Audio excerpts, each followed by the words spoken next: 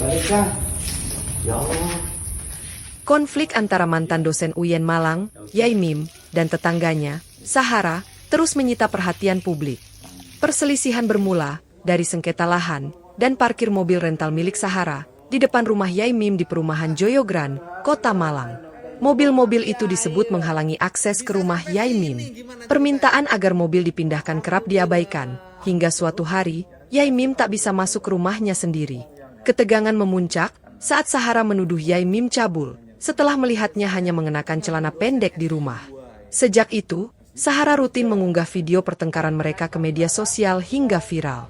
Dampaknya besar, reputasi Yai Mim hancur, mahasiswa menjauh, dan ia akhirnya mengundurkan diri dari kampus. Masalah tak berhenti di sana. Warga perumahan mengeluarkan surat kesepakatan berisi 5 poin pengusiran terhadap Yai Mim dan istrinya, Rosida. Mereka dituding melakukan oversharing di grup RT, menutup akses jalan, dan berseteru dengan warga. Namun, Yai Mim menyebut pengusiran itu sudah dikondisikan oleh ketua RT, ketua RW, serta Sahara dan suaminya. Ia bahkan mengaku mendapat perlakuan kasar dari ketua RT saat mencoba meminta tanda tangan untuk pindah domisili. Beberapa warga yang disebut menandatangani surat pengusiran mengaku hanya ikut-ikutan tanpa memahami isi kesepakatan. Sementara, Rosida menyesalkan tidak adanya komunikasi terbuka dari warga sebelum keputusan pengusiran dibuat. Baiklah. Ya Allah. Semua orang sini diam. Ya udah.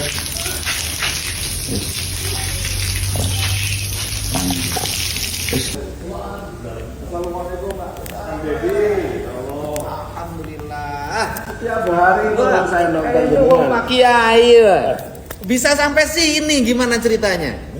Alhamdulillah. ahlu turuk, yasil ahlu turuk kali. Oh. Orang yang hatinya bersih karena ilmu tarekat akan ketemu dengan yang sama. Iya, saya ketemu dosen S2 ini.